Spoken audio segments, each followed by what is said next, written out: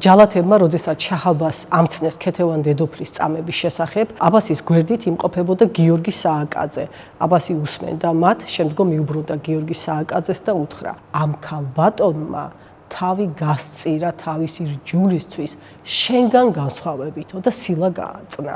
1620 წელს აბას პირველმა ბრძანა, რომ ქეთევანისთვის ჩამოერთმიათ მისი შვილიშვილები და დაესაჭურისებინათ. და რა მოხდა საერთოდ ქეთევანის წამების დროს? და ვიდრე აწამებდნენ, დედოფალმა ითხოვა, რომ დრო მიეცათ ლოცვისთვის. ჯალათებმა გამოსლიება მოსთხოვეს ქეთევანის მოძღვარს, გიორგის. და რა მოხდა თუ იცით? გიორგიმაც მიიღო ისლამი. რომ დაინახა ეს საწამებელი იარაღები, ამას რომ გაუძლო გმირი უნდა იყო და მან ვერ მოახერხა ეს. გრიგოლ დოდორქელს უწერია, რომ იმამყოლი ხანმა დატოვა ქალაქი ქეთევანის წამების დროს, რომ არ ეხილა ეს საშინელება. შაჰ-აბას პირველი, როდესაც შეხვდა ესპანეთის ელჩს ანტონიო გოვეას, აი მას უთხრა ასეთი ფრაზა, რომ მთელი ირანი მემორჩილება მე და მე ვემორჩილები ალავერდი-ხან უნდილაძესო. ირანში ეს ჩვევა იყო, რომ აბას პირველი თავის ცოლს აძლევდა ცოლად დიდმოხელეს, პატივი იყო. აი ასეთი სიტყვებიო ნებისმიერ ქვის გულს მვალბობდა და იქიდან ამოიღებდა ბრილიანტებსო. რომ შაჰივით უგულო არ ყოფილიყო. რატომ აწამა ქეთევანი შაჰ-აბასმა? ქართველ დედოფლებს შორის ყველაზე პოპულარული თამამად შემიძლია ვთქვა, რომ არის ქეთევან დედოფალი. ალბათ ნებისმიერ ქართველს რომ მკითხო, დაასახელოს ყველაზე ცნობილი დედოფალი, დარწმუნებული ვარ, რომ უმრავლესობა სწორედ ქეთევან დედოფალს დაასახელებს. და სხვათა შორის დედოფალი სპარსულ და ევროპულ წყაროებში მის საკუთარ სახელად იყო გაგებული და მას დოპოლს უწოდებდნენ. თუმცა რომ ვაღიაროთ ქეთევან დედოფლის დედოფლობის და პოლიტიკური მოღვაწეობის შესახებ, ბევრი ალბათ ცნობილი არ არის საზოგადოებისთვის და ამასთანავე ის იყო საკმაოდ კარგი და ჭკვიანი პოლიტიკოსი და ძალიან კარგი დიპლომატი იყო. ჩვენ ცნობიერებაში ქეთევანი მაინც როგორც წამებული, ასე არის დამკვიდრებული, იმთავითვე ბავშვობიდანვე ქეთევან წამებული სახელით შემოდის ჩვენს ცნობიერებაში და აქ საინტერესო ერთი რამ, რომ მიუხედავად იმისა, რომ ქრისტიანულ სამყაროს მთელი დასიყავს მოწამეების, ეს ეპითეტი მოწამე უშუალოდ ქეთევან დედოფალს დაუმკვიდრა. იმდენად დიდი იყო მისი მოწამებრივი ღვაწლი. ქეთევან დედოფალი, როგორც დედოფალი, საკმაოდ ცოტა ხანს დედოფლობდა კახეთში. იგი დავით პირველის მეუღლე იყო და მხოლოდ 6 თვე იმეფა დავითმა. შესაბამისად, ქეთევანიც მხოლოდ ამ ხნის მანძილზე იყო დედოფალი. თუმცა მისი მოღვაწეობა ამით არ ამოწურულა. ქეთევანის და დავითის შეუღლებას ჰქონდა როგორც ჩანს პოლიტიკური სარჩული და ზოგადად იმ დროს ნებისმიერ ქორწინებას მაღალი სოციალური ფენის წარმომადგენლებს შორის აუცილებლად გარკვეული პოლიტიკური სარჩული ედო და ამ შემთხვევაშიც ქართველი მემატიანეები ამბობენ, რომ ამ ქორწინებით შერიგდნენ ქართლის მეფე სიმონი და კახეთის მეფე ალექსანდრე. ალექსანდრეს ვაჟი იყო თვითონ დავითი, ხოლო ქეთევანი ბაგრატიონი იყო გვარად, მაგრამ მუხრანული შტოს წარმომადგენელი. მუხრანული შტო წარმოიქმნა მე-16 საუკუნის დასაწყისში და მათ დიდი და გავლენიანი სათავადო ჩამოაყალიბეს ქართლში. რაც არ უნდა გაგვიკვირდეს, ჩვენ ქართლის და კახეთის დაზავება და მათი შერიგება იყო ირანის სურვილი. ეხლა რა ხდება ამ დროს, რატომ არის ირანის სურვილი ეს ყველაფერი? ეს ის პერიოდია, როდესაც საქართველო რა თქმა უნდა უკვე დაშლილი არის სამეფოს სამთავროებად. ჩვენ სამხრეთით ორი უზარმაზარი იმპერია არის წარმოქმნილი, ოსმალეთის იმპერია და სეფიანთა ირანი. 1555 წელს მათ საქართველო გაიყვეს შუაზე, აღმოსავლეთ საქართველო, ქართლი და კახეთი წილად ერგო ირანს, დასავლეთ საქართველო იმერეთი, გურია, ოდიში წილად ერგო ოსმალეთს. რაც შეეხება სამცხე-საათაბაგოს, სამცხე-საათაბაგოს შუაზე გაიყვეს აღმოსავლეთ ნაწილი სამცხის ირანის გავლენის ქვეშ მოექცა, ხოლო დასავლეთი ნაწილი მოექცა ოსმალეთის იმპერიის გავლენის ქვეშ. ამ დროს მე-16 საუკუნეში ოსმალეთი ძალიან ძლიერი არის, მას მართავდა ისეთი დიდი მოღვაწე, როგორიც იყო სულეიმან პირველი, სულეიმან კანუნი და მან ძალიან გააძლიერა ოსმალეთის იმპერია, სამ კონტინენტზე გადაიჭიმა და აი ამ პერიოდში ჩრდილოეთით წინააღმდება რუსეთი. რუსეთის მეფე ხდება ივანე მეოთხე მრისხანე, ცნობილი, ალბათ ყველასთვის პირველი ის იყო, ვინც მეფის ტიტული მიიღო, ცარის ტიტული ვინც მიიღო და სხვათა შორის ამით პრეტენზია გამოთქვა, რომ ის იყო მესამე რომი და მესამე რომის იმპერიის მემკვიდრე და უკვე იმთავითვე განისაზღვრა, რომ ცარ ცეზარიდან მოდის მისი პრეტენზიები და ივანე მეოთხემ დაიკავა ამ პერიოდში ასტრახანის სახანო, ყაზანის სახანო და კასპიისპირეთს მოუახლოვდა. ეხლა საქმე რაში არის? სავაჭრო მაგისტრალი გადის აქ, რომელიც ვოლგაზე გადის, ასტრახან-ვოლგის სავაჭრო მაგისტრალი და კავკასიაში შემახას გზით უკავშირდებიან. აი ამ მაგისტრალის გააქტიურებამ გამოიწვია ის, რომ მანამდე არსებული ერთადერთი სავაჭრო გზა, რომელიც ოსმალეთზე გადიოდა და აღმოსავლეთსა და დასავლეთს აკავშირებდა, შემოსავლები მოაკლდათ. ეს იყო ძალიან დიდი დარტყმა ოსმალეთისთვის და შესაბამისად ოსმალეთისთვის დიდი მნიშვნელობა ჰქონდა, რომ პირდაპირ სტრატეგიული მნიშვნელობა ჰქონდა, რომ კასპიისპირეთი დაეკავებინა და აი ეს მაგისტრალი ხელში ეგდო, რომ მისი ფუნქცია დამცრობილიყო. ამიტომ 1578 წელს ოსმალეთმა დაარღვია ზავი, ეს ამასიის ზავი გადმოვიდა ირანის გავლენის სფეროში, მან დაიკავა მთლიანი სამცხე-საათაბაგო, დაიკავა ქართლი და მოადგა კახეთს. კახეთის მეფეების პოლიტიკა იყო მე-16 საუკუნეში, რომ რამენაირად ქვეყანა გადაერჩინათ აოხრებისაგან და როგორც წესი ისინი დამპყრობელს ეახლებოდნენ, დაზავებას თავაზობდნენ, ქვეშევრდომობას, ხარკს აღუქვამდნენ და ამით მათ მთელი მე-16 საუკუნის მანძილზე კახეთი გადაარჩინეს აოხრებას და განადგურებას და აი ამ პოლიტიკას არ უღალატა ალექსანდრე მეორემ, რომელიც იმ ჟამად იყო კახეთის მეფე, ის ეახლა ოსმალო სულთანს ლალა მუსტაფა ფაშას სარჩიჭალასთან ცნობილი შეხვედრა მოხდა, აღუთქვა ქვეშევრდომობა და კახეთი გადარჩა აოხრებას. თუმცა რა თქმა უნდა გადავიდა ოსმალეთის გავლენის ქვეშ. ირან-ოსმალეთის ომი საკმაოდ ხანგრძლივად მიმდინარეობდა. საბოლოო ჯამში 1590 წელს ირანი და ოსმალეთი დაზავდნენ და ეს ზავი იყო ძალიან სამარცხვინო ირანისთვის. ირანს ამ დროს უკვე მართავს შაჰ-აბას პირველი, ცნობილი პოლიტიკური მოღვაწე, თუმცა იგი ახალი ასული არის ტახტზე და ის იძულებული არის, რომ ოსმალეთის პირობებს დათანხმდეს. აღმოჩნდა, რომ მთელი აღმოსავლეთ კავკასია გადავიდა ოსმალეთის გავლენის სფეროში. ამასთანავე დაღესტნის საშამხლო გადავიდა ასევე ოსმალეთის ქვეშევრდომობაში და აზერბაიჯანის, ჩრდილოეთ და სამხრეთ აზერბაიჯანიც გარდა არდებილისა და თალიშისა. ამასთანავე ირანთან მისასვლელი ორი გზა, სახმელეთო გზა, რომელიც ლურისტანს და ერაყს და ქართკახეთს გულისხმობ ამაში, აი ორივე გზა ოსმალეთის ხელში მოექცა და ფაქტიურად ეს ირანისთვის იყო ძალიან დიდი საფრთხის შემცველი და ამასთანავე იყო დამამცირებელიც, რადგანაც ირანის შიიტებს აეკრძალათ პირველი სამი ხალიფას წყევით მოხსენიება. ეს იყო ძალიან დამამცირებელი ირანელებისთვის. შაჰ-აბასი ამაზე დათანხმდა, მაგრამ რა თქმა უნდა, მან დაიწყო მზადება იმისთვის, რომ ოსმალეთი დაემარცხებინა და მას სჭირდება მოკავშირეები ოსმალების წინააღმდეგ. ისლამურ სამყაროში ასეთი ვერავინ ვერ იპოვა მან, რომ ოსმალეთს დაპირისპირებოდა. ამიტომ მიხვდა ის, რომ სწორად მიხვდა, სად უნდა ეძებნა და მან დაიწყო მოკავშირეების ძებნა ქრისტიანულ ქვეყნებში და მათ შორის ევროპაში.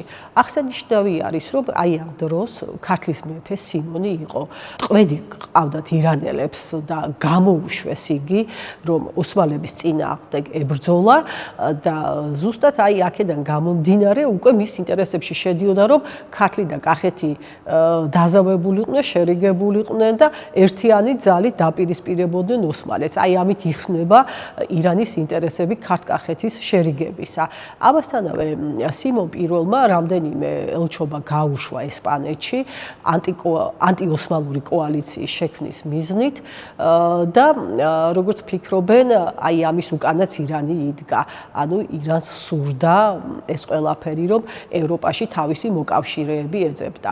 სხვათა შორის ძალიან სწორად შეაფასა შაჰ-აბასმა ევროპაში მოკავშირეების მოძებნის იდეა, რადგანაც ევროპა ძალიან შეშინებული იყო ოსმალებისგან. მთელი მე-16 საუკუნის მანძილზე, როდესაც სულეიმანი მართავდა ოსმალეთს, მან ევროპის საკმაოდ დიდი ნაწილი დაიქვემდებარა და თქვენ წარმოიდგინეთ, რომ აი ვენა შემოარტყა ალყა, ეხლა მართალია ვენა ვერ აიღეს, მაგრამ ნიცა აიღეს და მთელი რიგი ქალაქები და ტერიტორიები გადავიდა ოსმალეთის ქვეშ და შეშფოთებული არის ევროპა და ცხადია იგი თანხმდებოდა აი ანტიოსმალური კოალიციის შექმნას და ნუ ყველა იმ იდეას, რომელიც ოსმალეთის დასამარცხებლად იყო მიმართული და ეს ძალიან კარგად დაინახა შაჰ-აბასმა და შეაფასა და შესაბამისად გამოიყენა ის პოლიტიკური განწყობა, რომელიც ამ დროს არსებობდა დასავლეთში. მოკლედ, ქეთევანის და დავითის ქორწინებას აი ეს პოლიტიკური საფუძველი ჰქონდა. დავითთან დაკავშირებით ურთიერთგამომრიცხავი წყაროები არის. ნაწილი ქართველი მემატიანეებისა მას ახასიათებს როგორც ამაყ მრისხანე ადამიანს, მეორე ნაწილი წერს, რომ ის იყო ღვთისმოყვარე, ღვთისმოშიში და ასე შემდეგ. როგორც ჩანს, უფრო პირველი ცნობები არის მართალი და რა ხდება ახლა? ალექსანდრე მეორე არის კახეთის მეფე. მას ყავს რამდენიმე შვილი. უბრალოდ ადგილზე კახეთში არის ორი, დავითი და გიორგი და მათ შორის ნამდვილად არ ჩანს კარგი ურთიერთობა. ალექსანდრეს აქვს სიმპათიები გიორგის მიმართ, რომელიც უმცროსი არის, არადა ტახტის მემკვიდრე არის დავითი. ნუ უფროსი შვილი იყო ერეკლე, რომელიც ოსმალეთში წავიდა, თუმცა სავარაუდოდ ის იყო საიდუმლო მძევალი კახეთის სამეფოსი, ოსმალეთის კარზე და იქ გარდაიცვალა და უკვე პირმშოობა დარჩა დავითს, ანუ მემკვიდრე გახდა დავითი. და დავითი ძალიან კარგად აფასებს აი ამ სიტუაციას, რომ არ არის საქმე საიმისოდ, რომ მან დაიკავოს ტახტი და ალექსანდრე უკვე ასაკში არის საკმაოდ და საბოლოო ჯამში გამომჟღავდა შეთქმულება, რომელსაც დავითის წინააღმდეგ გაწყობდა გიორგი კახელ თავადებთან ერთად. მან გიორგი შეიპყრო და კახელი თავადები სიკვდილით დასაჯა, ვინც გიორგის მომხრე იყო და ტახტი დაიკავა თვითონ 1601 წელს. ისე რომ ალექსანდრე ტახტიდან ჩამოაგდო ფაქტიურად და თვითონ დაიკავა ტახტი, მაგრამ დიდხანს არ უმეფია, სულ 6 თვე იმეფა და 1602 წელს დავითი გარდაიცვალა. აი ამის შემდეგ ალექსანდრე ისევ ბრუნდება ტახტზე და როგორც ქართული წყაროები გვეუბნებიან, ალექსანდრე თავის მემკვიდრედ მოიაზრებს გიორგის. გიორგი ციხიდან გამოიყვანა, ნუ რა თქმა უნდა, გაათავისუფლა თავისი შვილი უფლისწული ციხიდან და გიორგის მოიაზრებს ტახტის მემკვიდრედ. თუმცა დავითს დარჩა მემკვიდრე თეიმურაზი. შემდეგში თეიმურაზ პირველი და თეიმურაზ როგორც მემკვიდრედ არ ახსენებს. აი ამ დროს ჩდება უკვე ქეთევან დედოფალი, პოლიტიკურ ასპარეზზე გამოდის ქეთევანი. ქეთევანი თეიმურაზს აგზავნის ირანში შაჰის კარზე. რამდენიმე წყარო არსებობს მიზეზი იმისა, თუ რატომ გააგზავნა ქეთევანმა თეიმურაზი. ერთი ფაქტია, რომ თეიმურაზ პირველს კახეთის სამეფო რომ მიიღო, აუცილებლად ეს უნდა მომხდარიყო ირანის შაჰის ნებართვით. სხვა შემთხვევაში მას კახეთის სამეფოს ვერავინ დაუმტკიცებდა, იმიტომ რომ შაჰისგან იღებდნენ ქართველები ამ დროს მეფეები უფლებას, რომ მეფე გამხდარიყვნენ და ამასთანავე აღსანიშნავი არის, რომ როგორც ჩანს, იმ სიტუაციას გაარემონტა გარიდა ქეთევანმა, რაც ამ დროს კახეთის სამეფო კარზე არსებობდა და მაშიში ქონდაო, რომ შეიძლება თავის მაზლს, ანუ გიორგი ბატონიშვილი იგულისხმება, შური ეძია მამამისის გამო, ანუ თეიმურაზის მამის დავითის გამო და თეიმურაზისთვის, ანუ თეიმურაზის რამე ხიფათი შემთხვეოდა. აი ამიტომ ქეთევან დედოფალმა თეიმურაზი გააგზავნა აბას პირველთან შაჰის კარზე. ეხლა ამ დროს როგორ ვითარდება მოვლენები? ის სამარცხვინო ზავი, რომელიც 1590 წელს დადო შაჰ-აბასმა, რა თქმა უნდა, როგორც ყელში ძვალი ისი აქვს გაჩხერილი და ერთი სული აქვს, რომ დაუპირისპირდეს ოსმალეთს და აი ეს ზავის პირობები დაარღვიოს და მართლაც 1603 წელს აბას პირველი იწყებს ლაშქრობას ოსმალების წინააღმდეგ და ერევნის ციხეს შემოარტყავს ალყას. იგი თავისთან იხმობს ქართლის მეფესაც და კახეთის მეფესაც, ანუ გიორგი მეათეს და ალექსანდრე მეორეს. გიორგი მეათე მაშინვე გამოცხადდება და ალექსანდრე მეორე თავს იკავებს წასვლისგან, რომ შაჰს იახლოს. იგი საკმაოდ ჭკვიანი პოლიტიკოსი იყო და სხვათა შორის შაჰ-აბასის პირადი ისტორიკოსი ისკანდერ მუში მას ასე აფასებს, რომ ის იყო თავისი გამჭრიახობით უგამოჩინებულესი ახალგაზრდათა და მოხუცთა შორის და თავისი ეშმაკობითა და მოხერხებულობით ბებერი მგელი. აი ესეთ საინტერესო შეფასებას აძლევს ალექსანდრე მეორეს ისკანდერ მუში. ალექსანდრე ყოყმადობს არ მიდის შაჰ-აბასთან.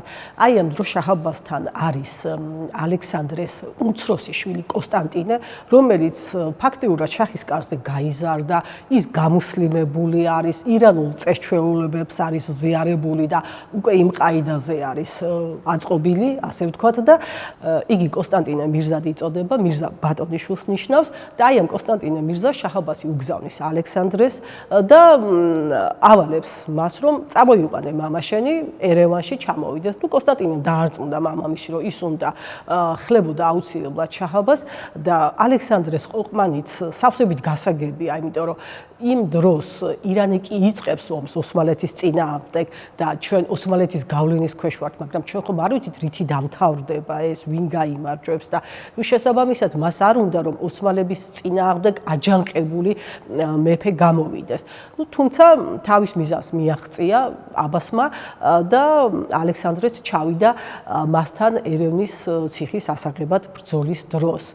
როდესაც ბრძოლა წარმატებით დასრულდა, მან გიორგი მეათეც და ალექსანდრე მეორეც დააჯილდოვა და წლიურად ჯამაგირი დაუნიშნა, თუმცა ქართლის სამეფოს ჩამოართვა ლორე დებედეს ხეობა და კახეთის სამეფოს ჩამოართვა კაკელისენი და იქ დააარსა ესეთი ისლამური სასულთნოები. მიუხედავად იმისა, რომ გიორგი მეათე დააბრუნა ქართლში, ალექსანდრე მეორე არ დაუბრუნებია კახეთში. ის თავისთან ყავდა და ამ დროს ახლა როგორ ვითარდება მოვლენები კახეთში. გიორგი ბატონიშვილი უკავშირდება რუსებს და საერთოდ ახლა რუსეთთან კახეთს ყოველთვის ისეთი ურთიერთობა ჰქონდა, დიპლომატიური ურთიერთობა, რუსი ელჩები ჩამოდიან და 1605 წლის იანვარში გიორგი ბატონიშვილი უდებს ფიცის წიგს რუსებს. რა თქმა უნდა, ახლა ეს შაჰ-აბასისთვის ცნობილი გახდა და მან მაშინვე გამოუშვა კახეთში ალექსანდრე მეორე და კონსტანტინე მირზა. კონსტანტინე მირზას დაავალო, რომ აიღო შირვანი, ელაშქრა შირვანში თავისი მამის და ძმის დახმარებით. ალექსანდრე ჩამოვიდა კახეთში, კონსტანტინე აჩქარებს, რომ შირვანზე გაილაშქრონ, ალექსანდრე ისევ ყოყმანობს და 1605 წლის 11 მარტს ძეგამში, სადაც ისევ რუს ელჩებთან იყო აუდიენცია დანიშნული, აი ამ დროს კონსტანტინე მირზამ გაუგონარი რამ ჩაიდინა, მას საკუთარი მამა და ძმა მოკლა. მათ შორის შელაპარაკება მოხდა და შემდეგ ეს ყველაფერი ამით დასრულდა, რომ მამა და ძმა მოკლა. მათი ცხედრები აკიდეს აქლემებს და ალავერდის ტაძარში წაასვენეს, სადაც დაკრძალეს, თუმცა არა იმ პატივით, რომლითაც მათ ეკუთვნოდათ, რაც მათ ეკუთვნოდათ და აი ამის შემდეგ ფაქტობრივად კახეთის გამგებელი ხდება კონსტანტინე. ანუ უпростоრად მას კონკურენტი აღარ ყავს არავინ. ის არის ერთადერთი მემკვიდრე დარჩენილი, რომელმაც კახეთი უნდა მიიღოს. და კონსტანტინე შეუთვლის ქეთევან დედოფალს, რომელიც არის მისი რძალი, რომ გაყვეს ცოლად. ეხლა ეს ქეთევანისთვის იყო სავსებით მიუღებელი და ზოგადად ჩვენი ქრისტიანული კულტურისთვის ძალიან მიუღებელი არის, რომ რძალი მაზლზე დაქორწინდეს. თუმცა კონსტანტინე ეუბნებოდა მას, რომ გამომყევი ცოლად, როგორც მუსლიმთა წესია, იქნები ისევ დედოფალი და თუ შენ ამაზე არ დათანხმდები, მე ამას ძალით გავაკეთებ. ეხლა საინტერესო არის ისმის კითხვა, რატო უნდა კონსტანტინეს ასე ძალიან რომ ქეთევანზე დაქორწინებულიყო. შუა საუკუნეებში ქორწინება არასოდეს არ უკავშირდება რაღაც პირად გრძნობებს. ეს გამორიცხულია. მაღალ ფენას გულისხმობ, არისტოკრატიას გულისხმობ და მით უმეტეს სამეფო ოჯახს. აქ ყოველთვის ქორწინება დაკავშირებული იყო გარკვეულ პოლიტიკურ მოსაზრებებთან, გარკვეული გათვლები არსებობდა. აი ამ ლოგიკით რომ მივყვეთ, ეხლა რა უნდა კონსტანტინეს? კონსტანტინე ძალიან მიუღებელი ფიგურა არის კახელი თავადებისთვის, იმიტომ რომ იმან მოკლა მამა და ძმა. ამასთანავე მაჰმადიანი არის, გამუსლიმებული არის, აი სპარსულ ზნეჩვეულებებით არის გაზრდილი უცხო აქაურობისთვის და არ ღებულობს ადგილობრივი მოსახლეობა მას. ამას დაემატა ისიც, რომ ახლა ქეთევანს ცოლობა შესთავაზა და უფრო მიუღებელი გახდა ამ ხალხისთვის და როგორც ჩანს, ქეთევანთან დაქორწინება სწორედ იქიდან გამომდინარე უნდა რომ ქეთევანი იყო ავტორიტეტი კახეთში და აი მისი საშუალებით უნდა თავისი სახელის რეაბილიტაცია. ამასთანავე კიდევ უფრო დიდი მიზეზი იყო თეიმურაზ პირველი. თეიმურაზი ჯერ ამ დროს პირველი არ იყო, ის უფლისწული იყო და შაჰის კარზე იმყოფებოდა. თეიმურაზი არის მემკვიდრე კახეთის ტახტის, დავითის ვაჟი არის და ზუსტად მას ეკუთვნის კახეთის ტახტი. უფრო მეტად თეიმურას ვიდრე კონსტანტინეს. ამიტომ თუ კი კონსტანტინე ქეთევანზე დაქორწინდებოდა, მე ვფიქრობ, ამით ის ფიქრობდა, რომ თეიმურაზის მემკვიდრეობის საკითხი გაუნებელყოფას მოახდენდა. ქეთევანი რა თქმა უნდა ამაზე არ დათანხმდა, მან მოიწვია კახელი თავადები და მათ განუცხადა, რომ აი ასე შემომითვალა კონსტანტინემ, თქვენ თუ შეგიძლიათ რომ დამიცვათ, დამიცავით, თუ არა მე წავალ ჩემს მამულში ქართლში. კახელი თავადები იყვნენ აღშფოთებულები, მათ თავიანთ მმართველად გამოაცხადეს და კახეთის ბატონად ქეთევან დედოფალი და ფაქტიურად შეიძლება ითქვას, რომ ორ ხელისუფლებიანობა იყო კახეთში. კონსტანტინე აქეთ და იქით ქეთევანი. ქეთევანს საკმაოდ ბევრი მომხრე ყავს და ისინი თვლიან, რომ უნდა აჯანყდნენ კონსტანტინეს წინააღმდეგ და ქეთევანს გადასცეთ მთლიანი კახეთი. და სხვათა შორის ერთი საინტერესო ფრაზა არის ქართველ მემატიანეებთან დაწერილი. კახელი თავადები აგულიანებდნენ და ქეთევანს და ეუბნებოდნენ, რომ ღვთის წინაშეო არ არსებობს მამაკაცება და დედაკაცებაო, ღვთის წინაშე ვართ თანასწორიო.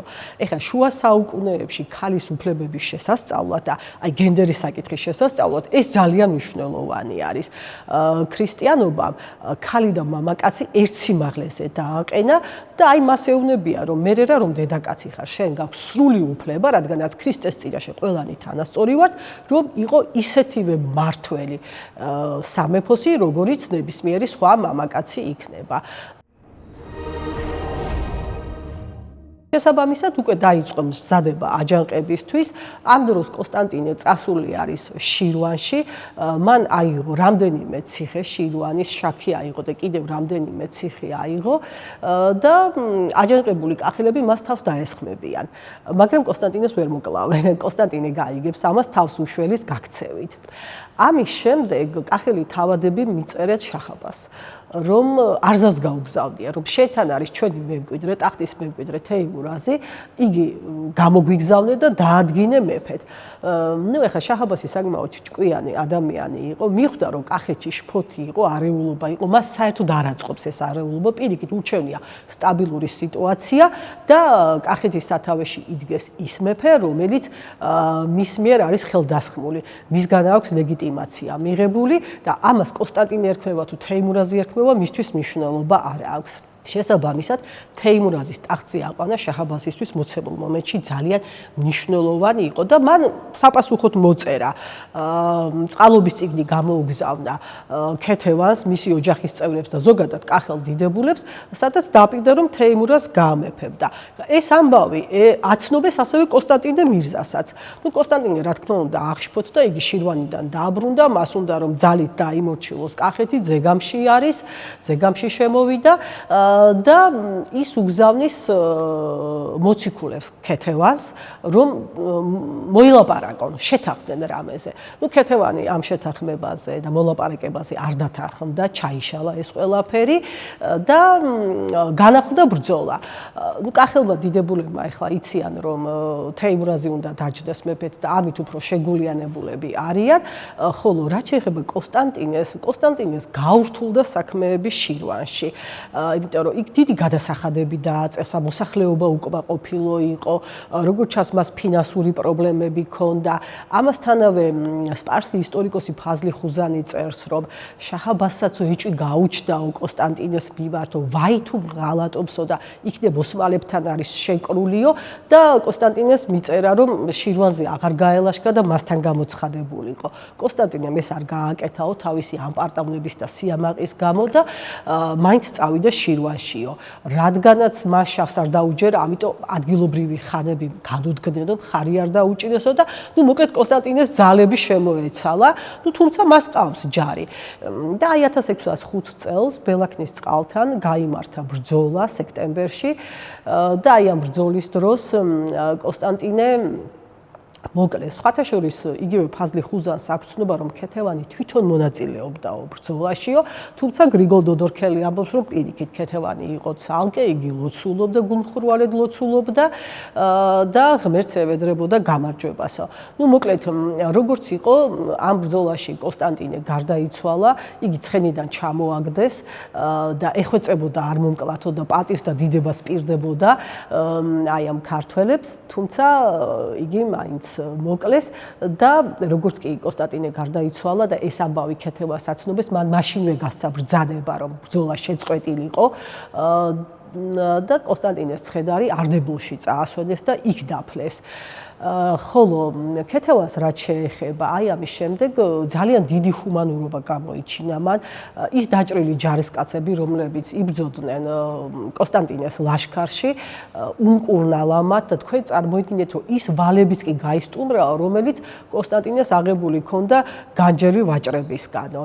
და აი ამის შემდეგ ის კახეთში ფაქტიურად სრულუფლებიანი მმართველი არის, სანამ თეიმურაზი ჩამოვა, შაჰის სახელზე ჭრის მონეტას და ეს რა თქმა უნდა მხოლოდ მონარქს შეუძლია, ანუ ვერც ერთი მოხელე ამას ვერ მოახერხებს, თუ მას სამეფო ძალაუფლება არ აქვს, მან შაჰის სახელზე მოჭრა მონეტა და ფაქტიურად ყველანაირად მოამზადა ნიადაგი საიმისოთ, რომ თეიმურაზი ჩამოსულიყო და გამეფებულიყო. მართლაც 1606 წელს თეიმურაზი ჩამოდის კახეთში და ქეთევანი მას მიმართავს სიტყვებით, რომ აქამდე ჩემი დედობრივი უძლურებით ვუძღვებოდი სამეფოს და აი ახლა შენთვის გადმომიციაო. ეხლა თეიმურაზი ამ დროს როგორც ჩანს საკმაოდ ახალგაზრდა არის. ნაწილი წყაროების ამბობს, რომ 13 წლის არის, წყაროების ნაწილი ამბობს, რომ 15-16 წლის იქნებოდაო. ვახუშტი ბატონიშვილს უწერია და როგორც ჩანს თვითონაც არ იცოდა კარგად, გაგონით ჰქონდა ეს ყველაფერი იქნებოდაო, ასე უწერია. ფაქტია, რომ ის მცირეწლოვანი არის და ქეთევანი ისევ განაგრძობს სამეფოს მართვას და ის არის ფაქტიურად რეგენტი კახეთის სამეფოში. 1607 წელს შაჰ-აბასმა გაილაშქრა შირვანში და თეიმურაზს როგორც თავის ვასალს უხმო, რომ ჯარით გამოცხადებულიყო. თეიმურაზი არ წავიდა მასთან და გააგზავნა ქეთევანი და ასეთი რამე შეუთვალა, რომ კახეთის სამეფოს მთავარი საქმეების გამგებელი არის ქეთევანი და ამიტომ ისევ ეს დაგელაპარაკებაო. ქეთევანი თავისი დარბაისლობით, სიდინჯით დაელაპარაკა შაჰს, მართალია მას არ ესიამოვნაო, რომ თეიმურაზი ჩავიდა და ქეთევანი იახლაო, მაგრამ ყოველ შემთხვევაში მისი წინადადება, ქეთევანის წინადადება მიიღო, ეს მოლაპარაკება შედგა, ქეთევანმა საქმეები მოაგვარა და ისე უკან დაბრუნდა. ამის შემდეგ რა ხდება უკვე 1612 წელს შაჰ-აბასმა სანადიროდ მიიწვია თეიმურას პირველი კახეთის მეფე და ქართლის მეფე უკვე ლუარსაბ მეორე არის და ისინი არ გამოცხადდნენ შაჰთან. ეხლა ეს გამოუცხადებლობა არის ურჩობა, დაუმორჩილებლობა არის, რაც ფაქტიურად აჯანყებას ნიშნავს და ისკანდერ მუში წერს ესე ხატოვნად უწერია მას, რომ ქართველებსო და თეიმურასო, მათ შორის თეიმურასო ბედოვლად თეიმურასო ასე იხსენიებს ის უდარდელობის ფარდა ქონდათ ჩამოფარებული გამჭრიახობის თვალზეო. აი ასეთ ხატოვნად აღწერს ამ ამბავს და შაჰ-აბასი ძალიან განრისხდა ამის გამო 1613 წელს ის წამოვიდა განჯაში დადგა და აი აქედან უკვე შეუთვალა რომ მე ვაპირებ ოსმალეთში გალაშქრებას და იმის გარანტად რომ შენ ჩემი ერთგული იქნები გამომიგზავნე შვილი. მოკლედ თეიმურაზმა შეკრიბა კახელი წარჩინებულები, გააცნო ეს შაჰის შემონათვალი და დაიწყეს თათბირი, რა უნდა გააკეთოთ. საბოლოო ჯამში გადაწყვიტეს, რომ შაჰთან გაეგზავნათ თეიმურაზის უმცროსი ვაჟი, მას ორი შვილი ჰყავდა, ლევანი უფროსი და უმცროსი ალექსანდრე. გაეგზავნათ ალექსანდრე, იმიტომ რომ ლევანი უფროსი არის, ტახტის მემკვიდრე არის და მაინც მოერიდნენ მის შაჰის კარზე გაგზავნას და ალექსანდრე უმცროსი იყო, გაეგზავნათ იგი ბებიასთან ერთად, ანუ ქეთევან დედოფალთან ერთად. ეს ამ გადაწყვეტილების მიღება შეიძლება დღეს მარტივი ჩანს, მაგრამ ძალიან ემოციურად აქვს აღწერილი მემატიან ეს და ის ამბობს, რომ თეიმურაზის აღდუღნა გული თეიმურაზისაო და ცრემლით აევსო თვალებიო, მას არ უნდოდა თავისი შვილის და დედის გაგზავნა შაჰის კარზე, რომელიც განრისხებული იყო და როდესაც ამას ქეთევას ამცნობენ, არც ქეთევას უნდა შაჰის კარზე წასვლა. ის ეუბნება, რომ ჩემი დედობრივი უძლურებით ბევრჯერ მიხსნია კახეთის სამეფო აოხრებისაგანო და ვიციო რომ შაჰის გულიო განრისხებული არის და მაგრამ ვიტვირთავ ამ ყველაფერსო და საბოლოო ჯამში ამალასთან ერთად ქეთევანი და ალექსანდრესთან ერთად ჩავიდა განჯაში. ჩავიდნენ ისინი და შაჰს ესეც არის სიამოვნა. თუკი ქართველებმა იეშმაკეს იმ ხრივ რომ უფროსი შვილი მემკვიდრე არ გაუშვეს, ეხლა შაჰ-აბასიც საკმაოდ ჭკვიანი და გამჭრიახი იყო, ისიც მიხვდა თუ რატომ არ ჩავიდა მასთან ტახტის მემკვიდრე და განრისხებულმა შემოუთვალა თეიმურას, რომ მე ძიძა არ ვარო და მემკვიდრე გამომიგზავნეო. ქეთევანმა შეაფასა იქ სიტუაცია, მიხვდა რა ხდებოდა და თეიმურას ჩუმად მიწერა, რომ მემკვიდრე არ გაეგზავნა მისთვის. და ისევ არჩევნის წინაშე დადგა თეიმურაზე, ისევ მოიწვია თათბირი და კახელი თავადები თვითონ წინააღმდეგი იყო, რომ მემკვიდრე გაეგზავნა, მაგრამ კახელი თავადები ეუბნებოდნენ, რომ ერთი ყმის გამო მოწყვეთ მთელ სამეფოსო და ისევ იძულებული გახდა, რომ აი იმ პასუხისგებლობის გამო, რომელიც ქვეყნის წინაშე ჰქონდა, სამეფოს წინაშე ჰქონდა, თავისი უფროსი შვილიც გაებედებინა და ისიც გაგზავნა განჯაში. ეხლა აქ ქეთევან დედოფალი, როდესაც შაჰ-აბასის წინაშე წარდგა, შესანიშნავი სიტყვა წარმოსთქვა და სხვათა შორის აი ესე მთელ პუნქტებად ჩამოუყალიბა თუ რატომ არ უნდა აოხროს კახეთი შაჰ-აბასმა და რას ეუბნება. პირველი, კახეთი ყოველთვის ერთგული იყო ირანის. კახეთი იხდის ხარკს ირანის სასარგებლოდ. ჩვენ მზად ვართ, როგორც აქამდე, ახლაც თქვენი ქვეშევრდომები ვიყოთ და თქვენს ლაშქრობებში მივიღოთ მონაწილეობა და არ გიპირისპირდებით, არ გმტრობთ.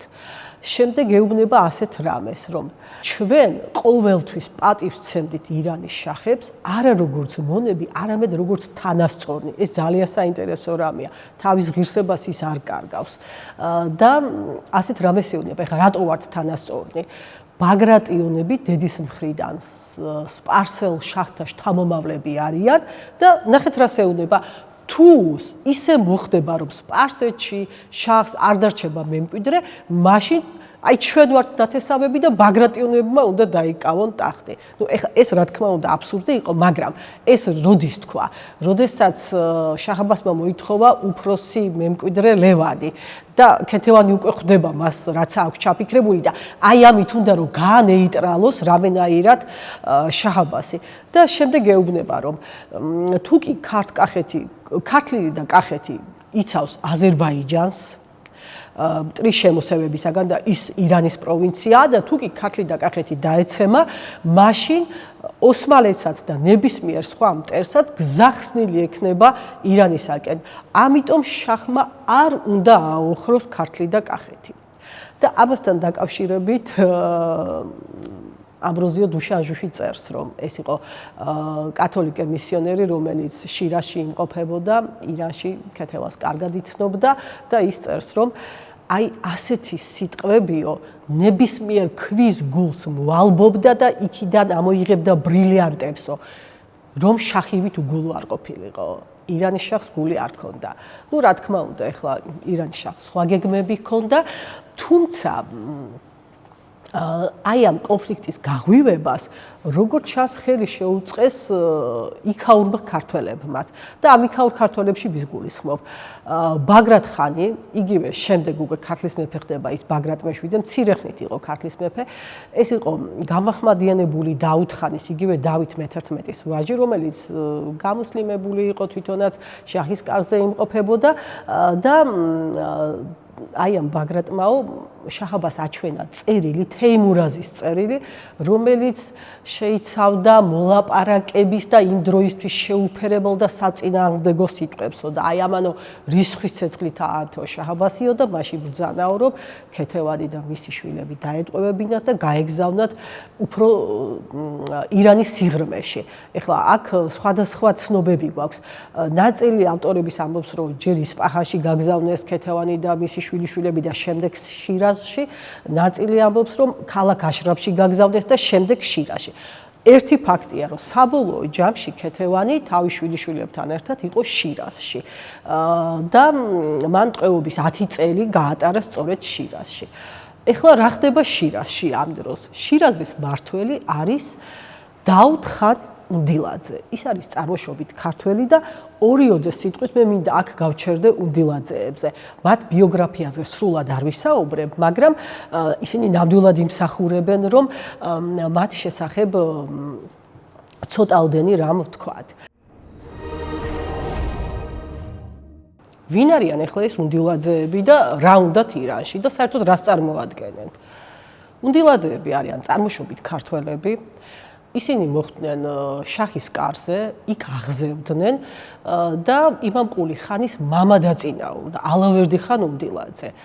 ნუ სხვათა შორის ახლა აქ ორი სიტყვით ვიტყვი, რომ უნდილაძეებთან დაკავშირებით არსებობს მოსაზრება, რომ ისინი არიან სომხები წარმოშობით, მაგრამ აი გამოვლინდა ქართული დოკუმენტები, რომელშიც ეს გვარი იხსენიება, სად ფლობენ მამულებს, სად ცხოვრობენ, რა ურთიერთობაში არიან ადგილობრივ ფეოდალებთან და ისე რომ აი ეს ვერსია გამოირიცხა, ისინი ნამდვილად არიან წარმოშობით ქართველები.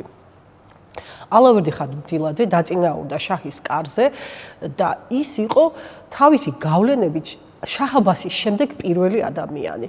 შაჰაბასი მას თავის მამას უწოდებდა. მან ჩაატარა სამხედრო რეფორმა და ყულის ჯარი შეუქმნა სწორედ ალავერდი ხან უნდილაძემ აბას პიროს. ეს ყულის ჯარი რა იყო?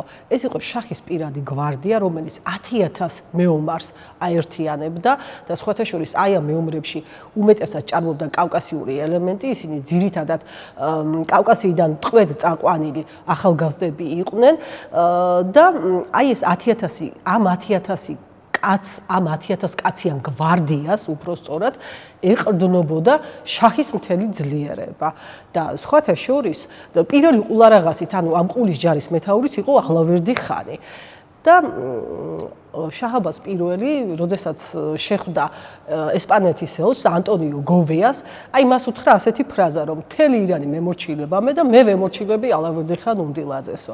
ნუ ეს ალბათ ნახევრად ხუმრობით იყო, მაგრამ ფაქტია, რომ უდიდესი გავლენის ადამიანი იყო. სხვათა შორის უნდილაძეები იყვნენ პროქართული განწყობის და მას არ მიუღია მონაწილეობა ქართკახეთში, როდესაც ილაშქრა შაჰაბასმა და ფიქრობენ, რომ ზუსტად აი ამ ლაშქრობის წინ ის მოწამლეს. გარდაიცვალა ალავერდი ხან უნდილაძე, მოწამლეს, თავიდან მოიშორეს, თუმცა დარჩა მას ორი შვილი, იმამ ყული ხანი და დაუთ ხანი. ყველაზე დიდი ქართული საიდუმლო, გამოცანად გცეული ავტორი. რა ვიცით ან ვიცით კი საერთოდ რაიმე ვეფხისტყაოსნის შესახებ. შემოგვიერთდით და ერთად ვეძიოთ ის, რასაც საუკუნეები მალავს. მალე ყოველ სამშაბათს 19 საათზე არტუზე უცნობი ვეფხისტყაოსანი.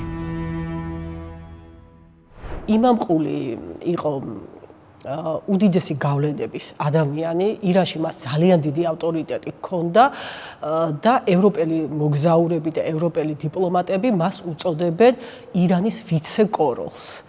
1629 წელს, როდესაც ირანის სამეფო კარის ოფიციალურმა ისტორიკოსმა შეადგინა დიდმოხელეთა სია, პირველ რიგში წერია, პირველ ადგილას წერია იმამყული ხანი და მესამე ადგილას წერია მისი ძმა დაუდ ხანი.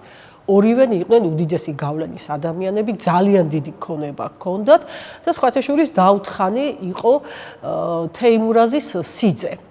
თეიმურაზის და ელენე ცოლად ყავდა დაუდ ხანს. მე სხვათა შორის გამომჩა ქეთევანის და დავითის შესახებ, როდესაც ვსაუბრობდი, მათ სამი შვილი ყავდათ: თეიმურაზი, ბაგრატი, რომელიც სასულიერო პირი იყო, ბერი იყო სავარაუდოდ და მალევე გარდაიცვალა და ელენე, რომელიც აბას პირველის მეუღლე იყო.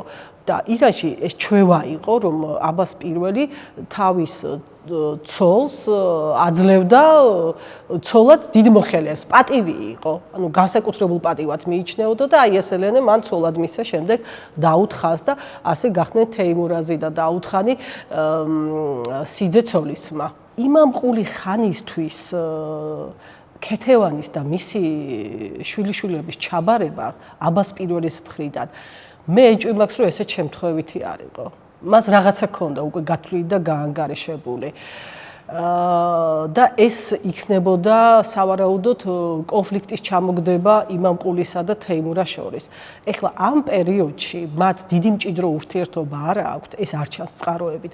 შემდეგ უკვე ქეთევანის გარდაცვალების შემდეგ ჩანს ეს ყველაფერი. მაგრამ ერთგვარი პრევენცია იყო აბასის მხრიდან, სავარაუდოდ მე ასე ვფიქრობ, რომ ზუსტად იმამყული ხანს ჩააბარა ქეთევანი. და ამით მას უნდოდა, რომ თეიმურასა და იმამყული ხანს შორის კავშირი არ შემდგარიყო. აი ეს უფრო სწორი იქნება ალბათ, რო ვთქვათ.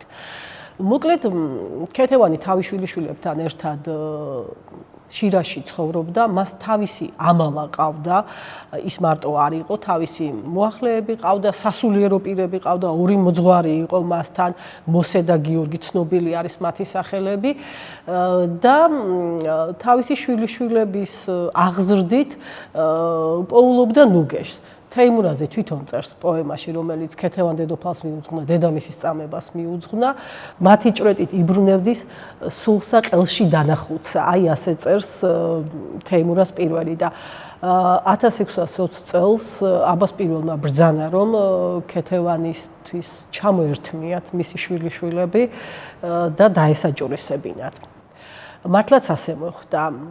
ალექსანდრე და ლევანი მოაცილეს ქეთევანს და დაასაჭურისეს ორივე. წყაროები ამბობენ, რომ აი ამ დროს გარდაიცვალა ალექსანდრე, მაშინვე, რაც შეეხება ლევანს, იგი ჭკუიდან შეიშალა და შემდეგ მოგვიანებით გარდაიცვალაო. თუმცა არსებობს ასეთი ცნობაც, აი არკანჯელო ლამბერტს აქვს, რომ ისინი არ გარდაცვლილან, საქართველოში ჩამოვიდაო შემდეგ ლევანი და მაგრამ ის უკვე იყო, როგორც ჩანს, ჭკუიდან შეშლილი იყო, ის უკვე იყო გამუსლიმებული და აი თეიმურაზმა, როდესაც თავისი ვაჟიო სუფრასთან იწვიაო და ხორცი შესთავაზაო, მან უარი უთხრაო, რადგანაც მუსლიმებს უკრძალავს თავისი ჯული, რომ ქრისტიანთაგან დაკლული პირუტყვი მიიღონო და ის მხოლოდ თავისი მუსლიმი მსახურის მიერ დაკლული პირუტყვის ხორცს მიირთმევდაო და თეიმურაზი ამბობდაო, რომ ამაზე მეტი უბედურება რა გინდა ადამიანს, რომ საკუთარი შვილი გაუცხოებული ყავსო.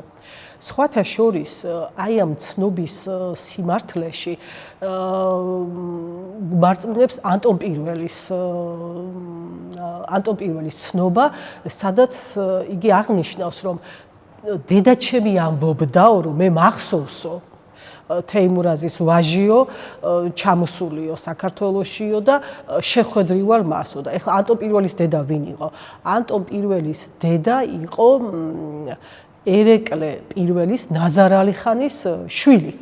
ელენე ყოფილი ელისაბედი და ერეკლე პირველი იყო თეიმურაზის შვილიშვილი, თეიმურაზის ვაჟის დათუნას შვილი. ისე რომ რატო პირველი მისი შთამომავალი იყო ფაქტიურად და აი ეს ანტონი კათალიკოსის ცნობას მაფიქრებინებს რომ შესაძლებელია მართალია და ლევანი მართლაც ჭკუიდა შეიშალა და გარკვეულ პერიოდში ის საქართველოში იყო ჩამოსული. სხვათა შორის, როდესაც რუსი ელჩები ჩადიან შაჰაბასთან, შაჰაბასმა არ გაახმაურა ეს ამბავი, თეიმურაზის შვილების ამბავი და მან ვიღაცები აჩვენაო, სხვები აჩვენა მათ და უცხო რომ აი ესენი თეიმურაზის შვილები არიანო. ნუ ახლა იმ დროს არ არსებობდა არანაირი საკონტროლო წყარო, არც ფოტო იყო, არც ვიდეო იყო, რომ ეცნოთ ფიზიკურად და ძალიან მარტივი დასაჯერებელი იყო, ვინც არ უნდა ეჩვენებინათ, რომ ნამდვილად თეიმურაზის ვაჟები იყვნენ. ქეთევან დედოფალი ძალიან მოკრძალებულად ცხოვრობდა შირაზში და სხვათა შორის თავისი შვილიშვილების ამბავს მას უმალავდნენ. აი პიეტრო დელავალე წერს, რომ სანამ შეხვდებოდიო, გამაფრთხილესო მისმა მოახლეებმა, რომ არ იცისო თავისი შვილიშვილების ამბავი და შენ არაფერი წამოგცდესო. ქეთევან დედოფალს იქ ჰქონდა თავისი სამლოცველო შირაზში, სადაც ლოცულობდა, ძალიან მკაცრად მარხულობდა და იშვიათად გადიოდა სახლიდან. თუ გავიდოდა, ან იმამ ყული ხანს უნდა დაებარებინა თავისთან, ან მიდიოდა იმამ ყული ხანის ჰარამხანაში, სადაც ძალიან ბევრი ქართველი ქალი იყო და მათ ქრისტეს რჯულში განამტკიცებდა და უქადაგებდა ქრისტიანობას, რომ სარწმუნოება არ დაეთმოთ და ჯული არ შეეცვალათო. ქეთევან დედოფალი ძალიან ზრუნავდაო ხელნაწერების შეკრებაზე. როგორც ჩანს და ბუნებრივი არის ამ დროს ახლა ირანში უამრავი ხელნაწერი იქნებოდა და ხატი, რომელიც ნადავლი იყო ირანელებისთვის და იქ იყიდებოდა და ის ცდილობდა, რომ რამენაირად გამოესყიდა და გადაერჩინა ეს ეროვნული განძებისთვის ძალიან ძვირფასი და მნიშვნელოვანი. ქეთევანს შირაზში თან ჰქონდა წაღებული პირადი ლოცვანი, რომელიც დაცული არის ხელნაწერთა ეროვნულ ცენტრში. ეს ლოცვანი მან დაუკვეთა ივანე ავალიშვილს, რომელიც ქვათახევის წინამძღვარი იყო და 1609 წელს გადააწერინა, ღვთისმშობლის საგალობლებია. პატარა წიგნი არის მოცულობით, შირაზში ჰქონდა წაღებული და ესე იგი მისი ნუგეში იყო ლოცვა და სარწმუნოებაში გამტკიცება. მე-19 საუკუნეში, როდესაც ეს ხელნაწერი ნახა თედო ჟორდანიამ, მას უწერია, რომ აი ამ ხელნაწერს ემჩნევა სათლის ნაღვენთები, სისხლის წვეთი, ცრემლების კვალი და ესეთი მისი პირადი განცდები და ემოციები ასე შემოგვინახა აი ამ პატარა ხელნაწერმა. ქეთევან დედოფალმა შირაზში ტყვეობის დროს დაწერა ამბანთქება. ზოგადად ბაგრატიონები საკმაოდ იყვნენ დაჯილდოებული პოეტური ნიჭით. ჩვენ ბევრი ვიცით ბაგრატიონთა შორის, ჩვენ მეფეთა შორის, ვინც ლექსებს წერდა და აი იმ დროს ძალიან გავრცელებული ფორმა იყო ამბანთქება და ქეთევან დედოფალსაც უცდია ამაში ბედი და დაუწერია ეს ამბანთქება დღეს ჩვენთან არის დაცული. ნუ რა თქმა უნდა ავტოგრაფიული ნუსხა არა, მაგრამ გვიანდელი გადაწერილი ხელნაწერები დაცული არის ხელნაწერთა ეროვნულ ცენტრში. ქეთევან დედოფალი როგორც ჩანს ცდილობდა, რომ გარკვეული გავლენა მოეხდინათ აბას პირველზე და რამენაირად თავი დაეხსნათ. აი ამის საფუძველს რამ აძლევს?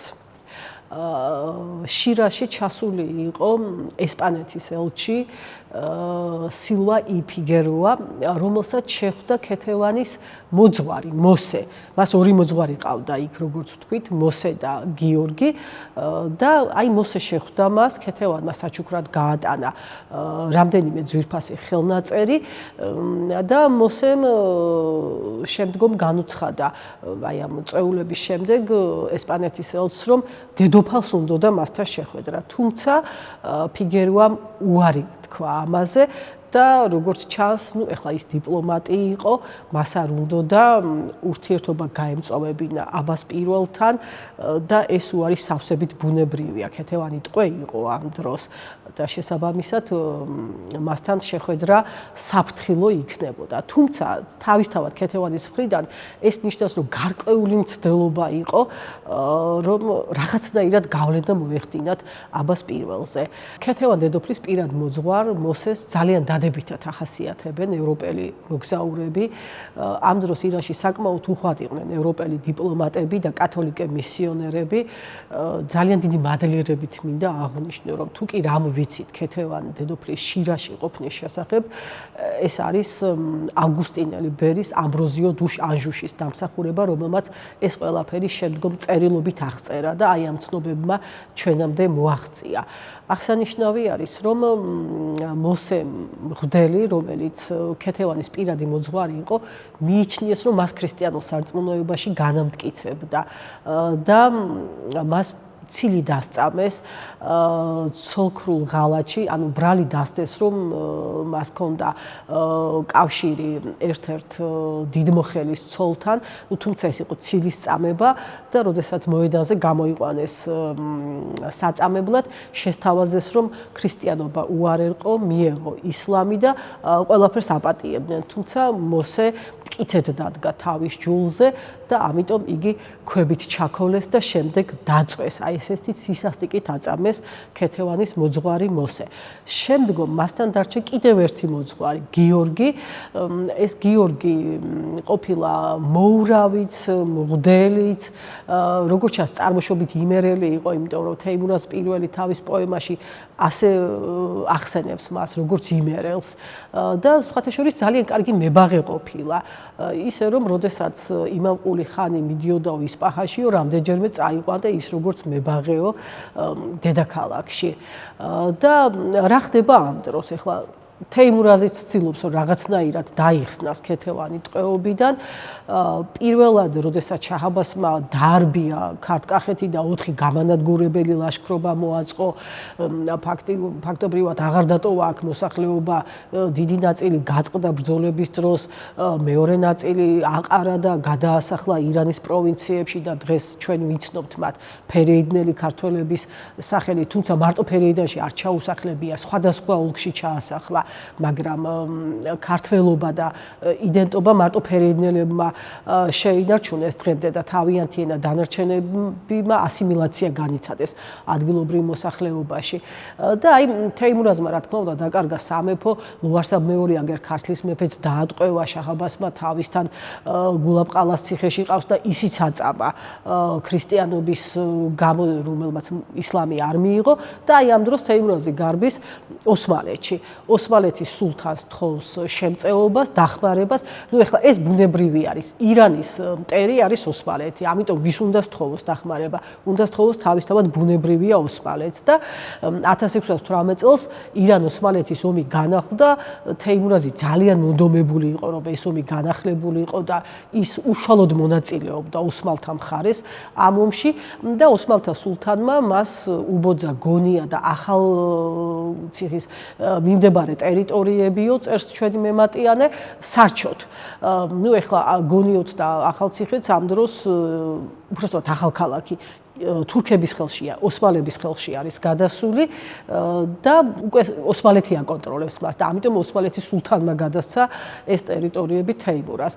ნუ თეიმურაზი ამ ომში დიდი ენთუზიაზმით არის ჩართული, მას ძალიან უნდოდაო, განსაკუთრებით უნდოდაო, რომ არდებილი აეღოთო ქალაქი და გადაეწვათო, რადგანაც შური ეძია აი იმ სიწმინდების შეურაცხყოფის გამო, რომელიც ირანელებმა კახეთში გაანადგურესო.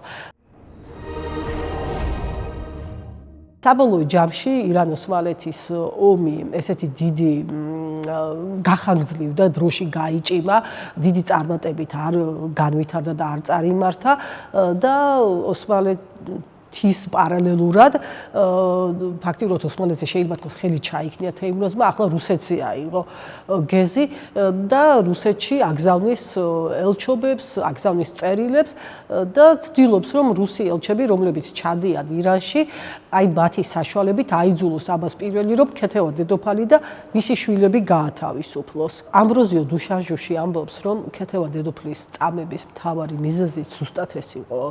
რუსმა ელჩებმა მას მოსთხოვეთ ქეთევან დედოფლის გათავისუფლება და შაჰ-აბასმა განიზრახაო რომ ქეთევანი გამუსლიმებულიყო, რადგანაც თუ კი ის ისლამს მიიღებდაო, მაშინ მას უფლება აღარ ქონდა იქაურობა დაეტოვებინაო. ხა მე არ ვიცი რამდენად რეალური წესია ეს, ნამდვილად არ ვიცი, მაგრამ ფაქტია რომ ასე წერს და შაჰ-აბას ან უნდა გაემუსლიმებინა ქეთევანი, ან უნდა ეწამებინა და თუ მას აწამებდნენ, მოატყუებდა ელჩებს, რომ თავისი ბუნებრივი სიკვდილით გარდაიცვალა. და აი ამ დროს მან გაგზავნაო თავისი მხედრები და 8 დღეში გასავლელი გზაო მათ 6 დღეში გაიარესო. ანუ ესეთი განსაკუთრებულად სწრაფად იარეს, რომ აი ამ რუსი ელჩებისთვის გაეცათ პასუხი. თუმცა როგორც ჩანს, კონკრეტულად ამ ერთ მოვლენას არ უკავშირდება, აი ესე მეყსეულად არ გადაწყვეტილა ქეთევან დედოფლის წამების ამბავი და რა მაფიქრებინებს ამას. როდესაც შაჰ-აბას უნდოდა ქეთევანის გამუსლიმება, ეს შეუთვალა იმამყული ხანს, შირაზის ხანს და შირაზის ხანი 3 თვე უმალავდა ამ ამბავს ქეთევანს, არ ეუბნებოდა. და ის ფიქრობდა, რომ შაჰ-აბას დაარწმუნებდა ამ ყველაფერში. მას შაჰ-აბას შეუთვალა, რომ ქეთევან დედოფალი უკვე ასაკშია, ბერი დედაკაცია, ის თავის რჯულს არ შეიცვლისო და არ შედ რას გაძლევსო, მისი რჯულის შეცვლა არ შეცვლაო და რამეაირად ცდილობდა, რომ აბას პირველისთვის გადაეთქმევინებინა აი ეს გაზრახვა. თუმცა ვერაფერს გახდა. რადგანაც აბას პირველთან ვერაფერს გახდა და შაჰ-აბასმა ისე ჯიუტად დაიჩება, რომ არა ქეთევანმა უნდა მიიღოს ისლამი, აი შემდეგ უკვე სცადა რომ ქეთევანი გაეტეხა იმამყული ხანს და პირადად მივიდაო ქეთევანთან, ნუ კარის უკან დადგაო და ასე ელაპარაკებოდა, ნუ ეს ისლამური წესი არის და ეუბნებოდა რომ მიიღე ისლამი და გადაირჩინე თავი. და თუ არ გინდა რომ გამუსლიმდე, გარეგნულად მიიღე, თავი მოაჩვენე სხვებს რომ ვითომ გამუსლიმდი, გულში დარჩი შენი რჯულის. ილოცე, იმარხულე, აღასრულე ქრისტიანული წესჩვეულებები, მაგრამ გარეგნულად გახდი მუსლიმი და ქეთევანი მტკიცეუარზე დადგა. მან არაფრით არ მიიღო ეს წინადადება და აი რას ეუბნება იმამყული ხანი ბოლოს რომ რავენაირადო შენი თავის გადაირჩინეო და ჩვენც გვიხსენი იმ ცოდვისგან, რაც შენგან მოგვერისო. ეხლა აქედან რა ჩანს, რომ იმამყული ხანს უნდა ქეთევანი დედოფლის გადარჩენა, რომ არ ეწამოს ის, რადგანაც ის არის თეიმურაზის მეგობარი, თეიმურაზის მოკავშირეა და სხვათა შორის თეიმურაზ პირველი თავის პოემაში, ქეთევან დედოფლის წამებაში იმამყული ხანს ასეთ სიტყვებს ათქმევინებს. თეიმურაზის დედასა ვით ვკადრო უკადრონია. ანუ იმამყული ხანისთვის მნიშვნელოვანი იყო არა იმდენად ის, რომ კახეთის დედოფალი გადაერჩინა, არამედ თავისი მეგობრის თეიმურაზის დედა რომ გადაერჩინა. და აი ეს სწორედ იმ პირად ურთიერთობებს და ამ პირადი ურთიერთობების უპირატესობას უსვამს ხაზს, რაც მათ შორის არსებობდა.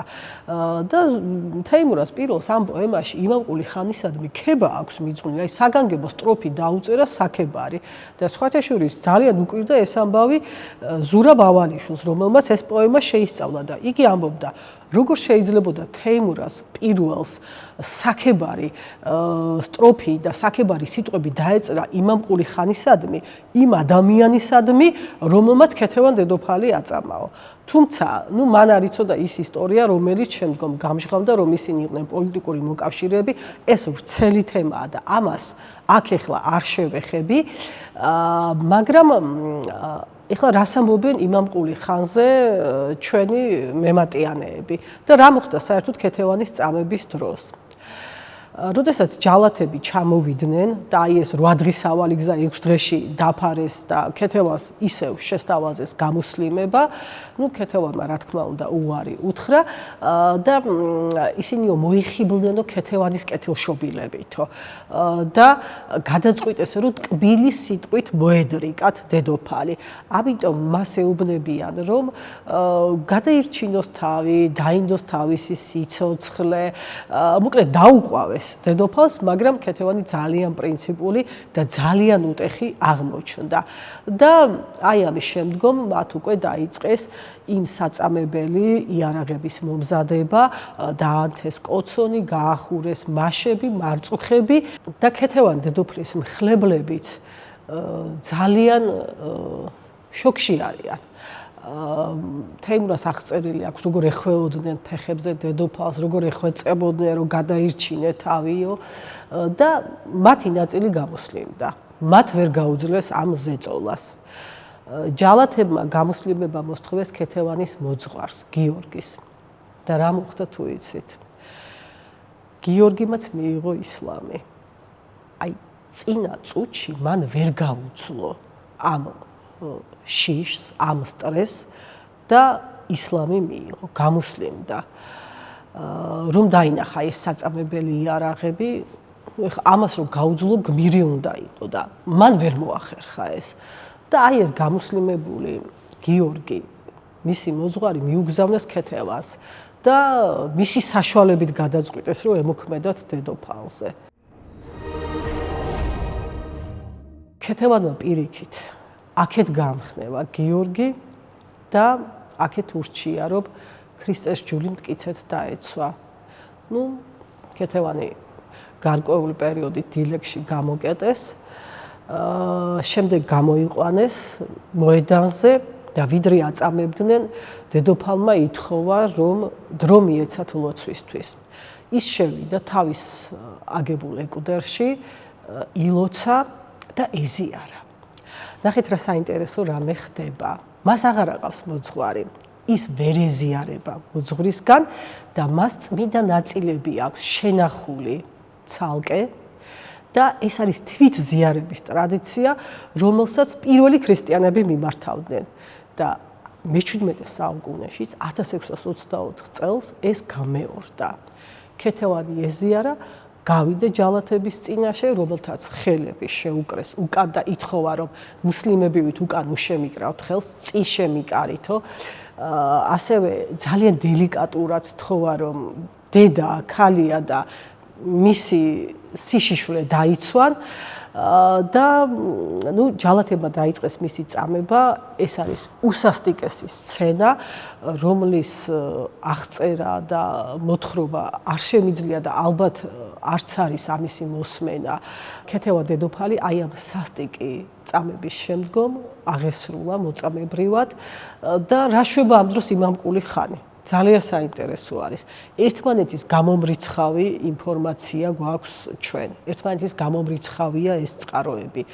ნუ ნაწილი ამბობს, რომ იმამყული ხანით ცდილობდა ქეთევანის გატეხვას, რომ აი ამ ჯალათებს დაუჭირა მხარი, თუმცა გრიგოლ დოდორქელს უწერია, რომ იმამყული ხანმა დატოვა ქალაქი ქეთევანის წამების დროს, რომ არ ეხილა ეს საშინელება.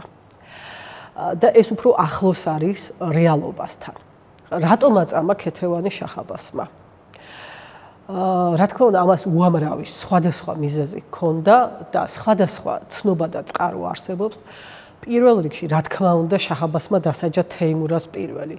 დასაჯა იმისთვის, რომ ის იყო ურჩი ირანის და მოკავშირე ირანის მტრების, ოსმალეთის და რუსეთის. სომეხ ისტორიკოს არაქელ დავიჟეთს აქვს ასეთი ცნობა. შაჰ-აბასის კარზე უხვად იყვნენ ქართველი დიდებულები, ქართველი ფეოდალები, ისინი რა თქმა უნდა რჯულშეცვლილები იყვნენ, გამუსლიმებულები და თავიანთი ოჯახებით იყვნენ იქ, თავიანთი დედებით, ცოლშვილით და შაჰმა უკითხაო აი ამ ქართულ დიდებულებს, რომ თქვენი მშობლები რატომ არიან ქრისტიანები, ისინი რატომ არ იღებენ ისლამსო და მაშინ მათ უპასუხეს, რომ ისინი ქეთევან დედოფალს შეყურებენ და მისი ქრისტიანობა ამათაც განამტკიცებს რჯულშიო და აი ამის შემდგომ ჩაიდო გულში შაჰ-აბასმა რომ ქეთევან დედოფლისთვის რჯულის შეცვლა დაეძალებინა. სხვათა შორის შაჰ-აბას პირველმა ქეთევან დედოფალს, როდესაც გამუსლიმება შეუთვალა, იქვე დაპირდა დიდ პატივსა და დიდებას. ანუ ისე ლიტონად არ მოუთხოვია გამუსლიმება. მან ძალიან კარგად იცოდა, რა უნდა შეეთავაზებინა ადამიანისთვის და რაზე შეიძლებოდა წამოგებულიყო ადამიანი. ის დაპირდა, რომ იყავი ჩემი დედა და ჩემი პალატების მმართველი. ანუ საკმაოდ დიდ ძალაუფლებას პირდება, ოღონდ მიიღე ისლამი. ასე უწერია გრიგოლ დოდორქელს, რომელმაც ქეთევან დედოფლის ცხოვრება აღწერა. მაგრამ ევროპელი ავტორები ცოტა უფრო რომანტიულ სამოში ხვევენ ამ ყველაფერს და ისინი ამბობენ, რომ შაჰ-აბასი იყო ქეთევანზე შეყვარებული, მისი ცოლად მოყვანა უნდოდა, მისი ტრფობის ცეცხლით იწვოდა და აი ქეთევანმა ამ ყველაფერზე უარი უთხრაო. ნუ ეს ნაკლებად დასაჯერებელი არის, იმიტომ რომ შაჰ-აბასს ამ დროს ძალიან ბევრი ქართველი ცოლი ყავდა ისედაც და უამრავი ხარჭა ყავდა თავის ჰარამხადაში, მაგრამ ქეთევანი იყო ასაკოვანი თვითონ ამ პერიოდში და ძალიან ნაკლებად არის მოსალოდნელი და სავარაუდო, რომ მისი ცოლობა ნდომებოდა აბას პირველს. თან ამდენი ხანი ის ტყვედ იყო და ნუ აქამდეც მოახერხებდა ამ ყველაფრის თქმას.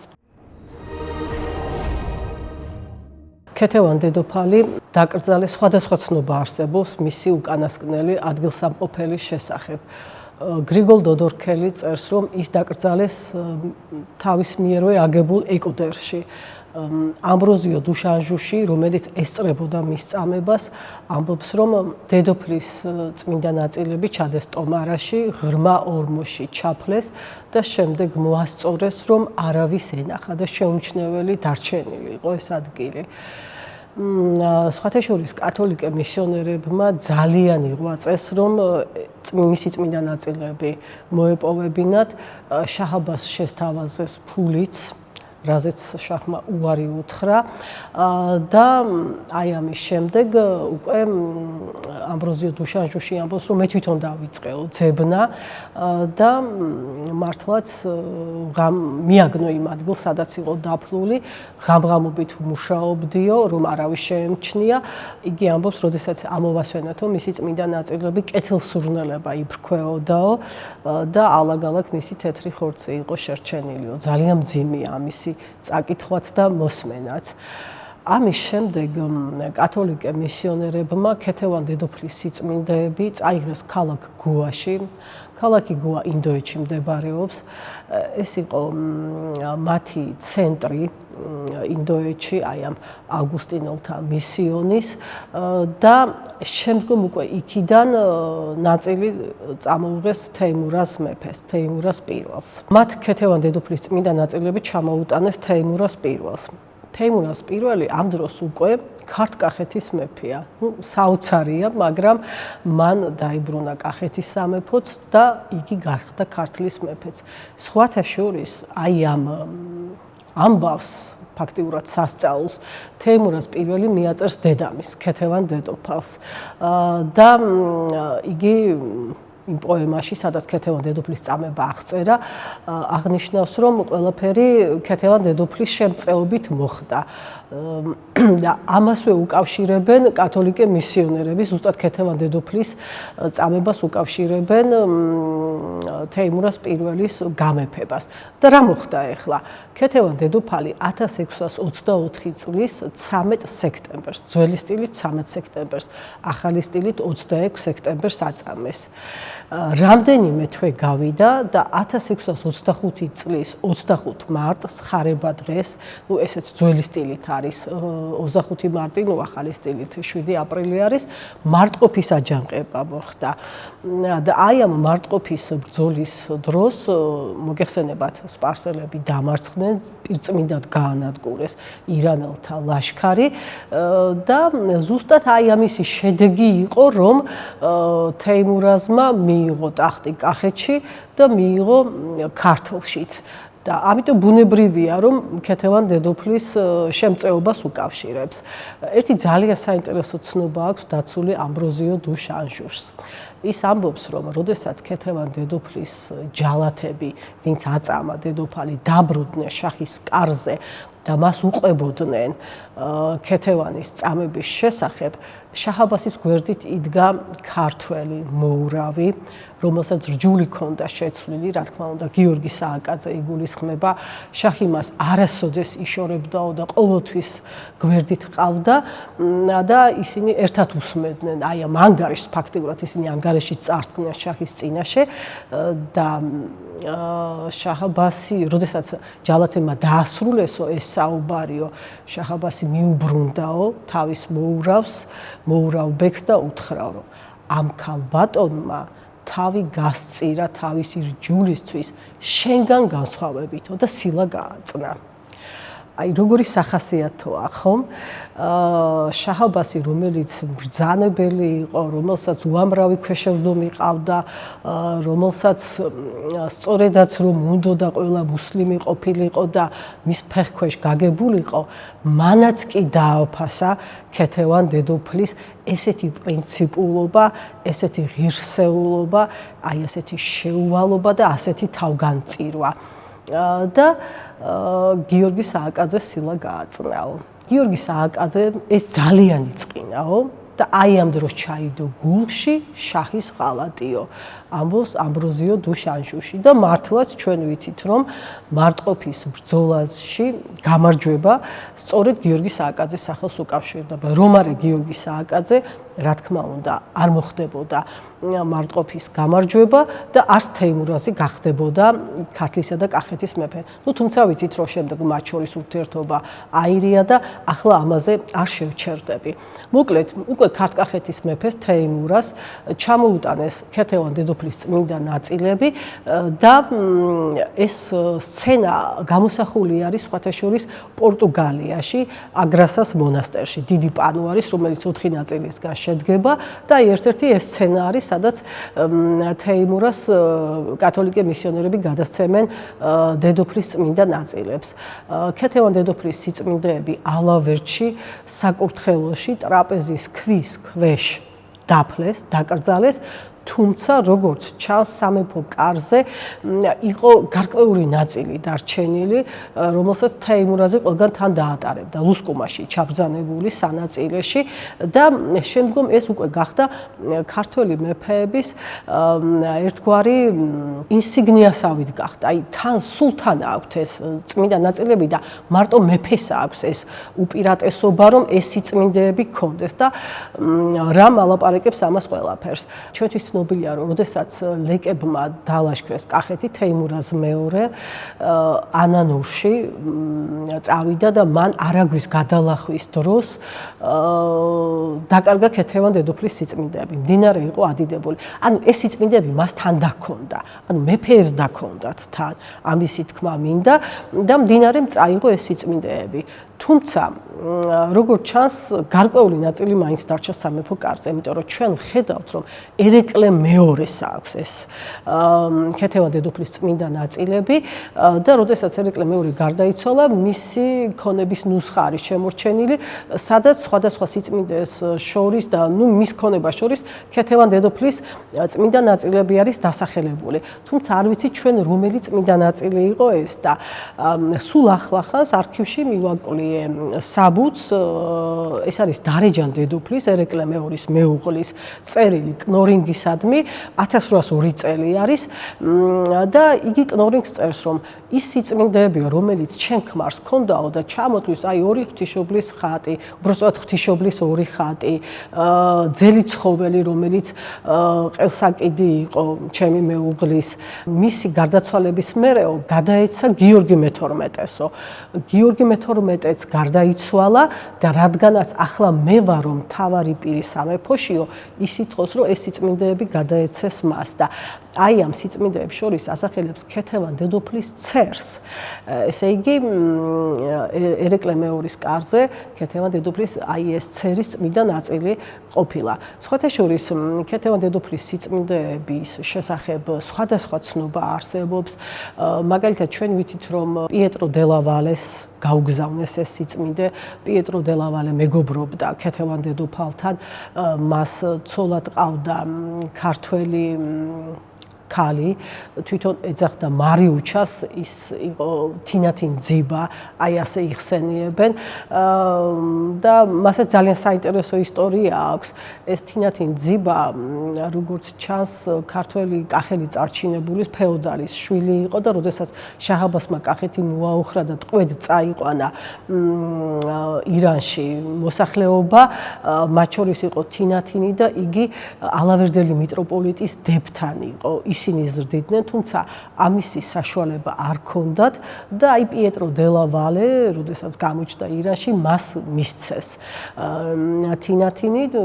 პიეტრო დე ლა ვალემ თავის მეუღლეს, სირიელ ქალბატონს მანს მიუყვანა, იგი აღსაზრდელად და მათ ოჯახში იზრდებოდა. პიეტრო დე ლა ვალეს ქართველი მოახლეები ყოლია და აი ამ ქართველებთან იზრდებოდა. სხვათა შორის თინათინ ძიბა შეხვდა ქეთევან დედოფალს შირაში ტყვეობის დროს და ქეთევან დედოფალიო აღფრთოვანდა მისი გონიერებით, მან გაიხსენა თინათინის მშობლები, რომელსაც იცნობდა პირადად და პიეტრო დე ლა ვალეს თხოვა, რომ ირანში არ დაეტოვებინა თინათინი და როდესაც იგი დაბრუნდებოდა რომში, თან წაიყვანა და მართლაც ასე მოხდა. პიეტრო დე ლა ვალემ თან წაიყვანა თინათინი, იგივე მარიუჩა, როგორც მას ეძახდა და პიეტროს მეუღლე, აი სირიელი ქალბატონი მაანი გარდაიცვალა, სიტი მაანი და პიეტრო დე ლა ვალემ ცოლად მოიყვანა ეს მარიუჩა. მათ ეყოლათ 14 შვილი და ერთ-ერთ შვილს აი ქართველებისა და იტალიელების მეგობრობის ნიშნად რომიბერა დაარქვეს.